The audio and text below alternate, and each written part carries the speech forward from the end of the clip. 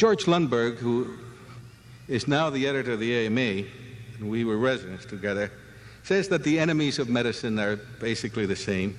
They haven't changed very much. They carry names like microorganisms and malnutrition, ignorance, disease, and death. So keep it in perspective.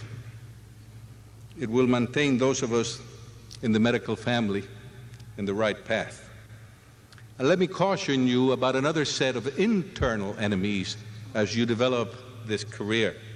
They're self-created, and you have to be very watchful of them. They are apathy and indifference and lack of integrity and too much worry about material goods and the lack of compassion and the lack of continuing education and finally intolerance. These last two major thoughts that I shared with you do not mean that I'm blind to the problems of medicine today. I have to deal with it all the time. You only have to pick up a newspaper or a magazine today to read about healthcare issues, about concern and difficulties. Daily, you will read about them. The debate is engaged with the title of healthcare reform, and it will become more heated than what it is right now. But it is just because of that that I included in my talk to you those two philosophical thoughts. It is more important than ever in terms of the practice of medicine to maintain balance and to maintain perspective. If I look back on my medical career, and it has now been 39 years, I was sitting where you're sitting on the 2nd of June. It has been a course of life filled with study, filled with work and with long hours.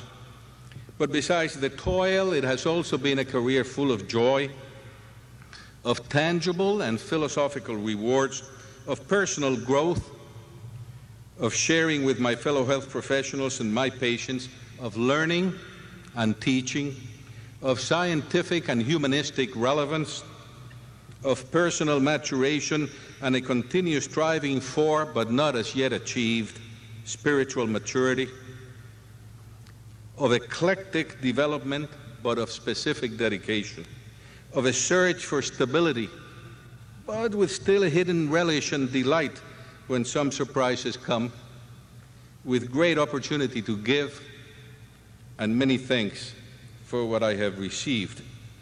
And I even think, when you think that you should finish it, and I did as recently as just a couple of months ago, then you realize that you're singularly unsuccessful at retirement, and a new challenge comes, and you go at it with renewed vigor, and it lands you in Brazil after you go to Killeen, Texas. When I look back, I give thanks for the opportunity of having been a physician all these years, and despite the coronary bypasses that are now over 10 years old, the opportunity to continue to serve. I wish the same for each of you, because I can wish you no better than that. Do it as well as you know how. Plan for it in the most exact way that is possible to you. Demand of yourself more than anyone else. Be charitable and loving to your fellow man, and achieve the growth and the fulfillment that all of us are continually seeking. I wish you well. I hope you have a good and rewarding life. And I hope that when you extend your hand to your fellow man, you not only extend your hand, but indeed you hold his in yours. And you become a participant and not a spectator in the panoply of life. And you will find that involvement is almost always painful. But there are some of us that will never learn how to practice medicine any other way, and I just simply choose to believe that it is the right way. So congratulations to all of you again, and may God bless you.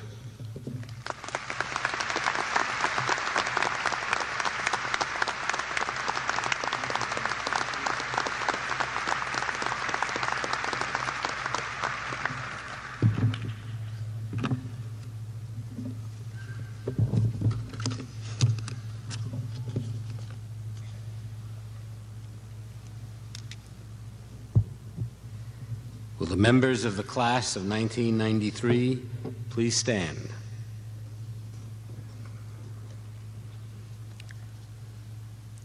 President Richards, it is my privilege as Vice President for Academic Affairs and Dean to present the class of 1993.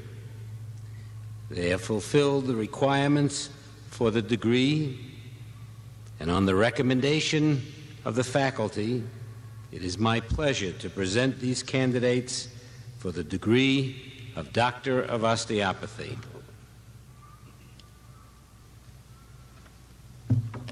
Are you ready?